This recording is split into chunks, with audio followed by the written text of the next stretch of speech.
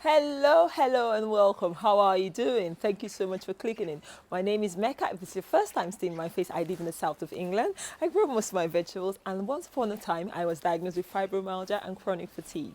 Now, the first thing I discovered when I started having symptoms was I was deficient in vitamin D. Now, this is very common because a lot of the world's population, I think nearly 80% of people are actually having suboptimal vitamin D levels, and nearly 50% of these people actually having vitamin D levels that are below acceptable normal range. So now, one of the first things the doctors did was obviously prescribe vitamin D pills for me. And I was like, oh yeah, that would be the end of my troubles because I was so fatigued. And I realized, yes, fatigue is associated with deficiency in vitamin D. I started taking this vitamin D supplement, and to my dismay, I started experiencing what is known as benign fasciculations, basically involuntary twitching of muscles. It was just random.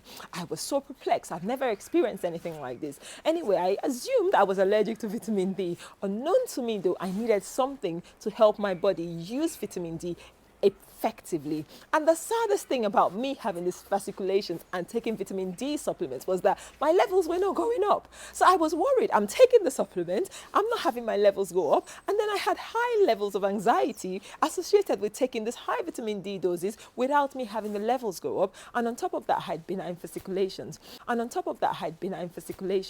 Now, the most important thing I realized was that with so much study and research, being a critical care nurse, I had to do some study because I had to find out what exactly is causing this problem. I found that a vitamin D needs something called cofactors for your body to utilize it. So nothing works in isolation in the body. Let's say, for instance, I drink a glass of water. If I don't have other nutrients, I don't have anything, to channel this water around my body. Yes, we need the water, but you also need nutrients to get into your cells to give you energy. So does that make sense? Now, vitamin D cofactors, the top cofactor is something that is used every day in the medical field. Yes, as a critical care nurse, I think pretty much all our patients in critical care need magnesium. Yes, it's not a vitamin, but it's magnesium. They're giving magnesium to help their heart rate stabilize.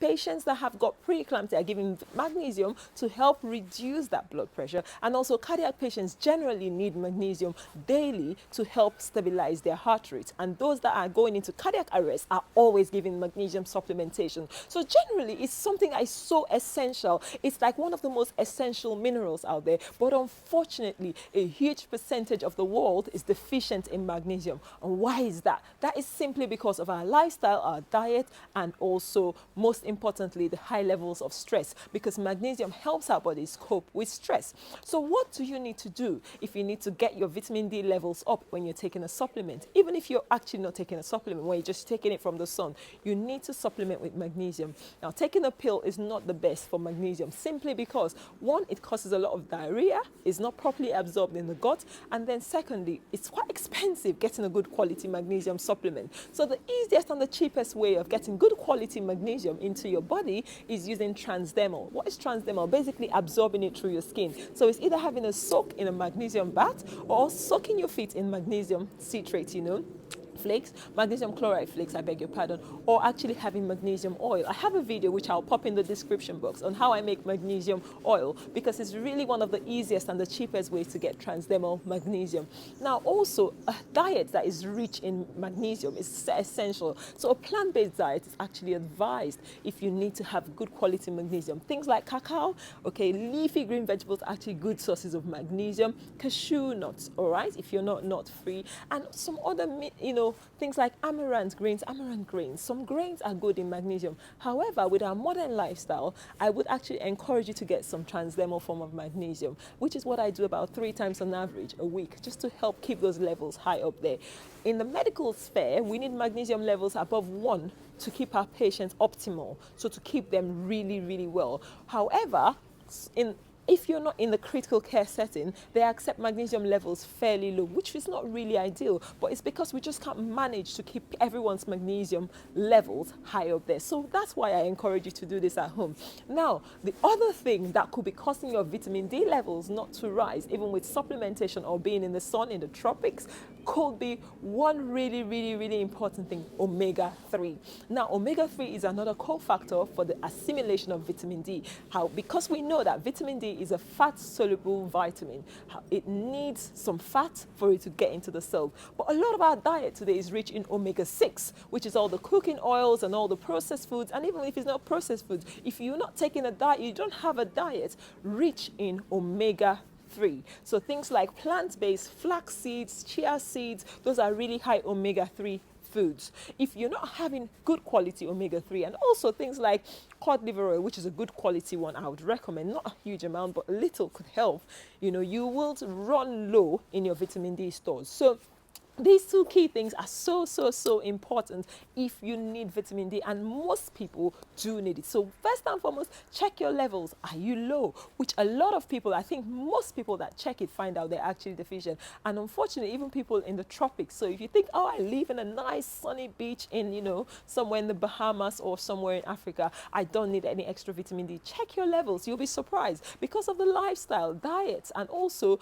because we're not having the sun exposure to our skin. Somebody could live in the tropics and be covered up all the time. Your vitamin D stores will be low. So, and also, most importantly, if you live in the West, okay, far from the equator, like I do in the UK, it's bright and sunny. But unfortunately, this is the month of November. Between the month of October and March in the UK, I can't make any vitamin D simply because I don't have a good ultraviolet index. The angle of the sun is not hitting it enough to make this vitamin D, for my skin to make vitamin D. So when it's this month of the year, I need to supplement. I do take a supplement, and I wouldn't really recommend any specific ones because I want you to do your own research.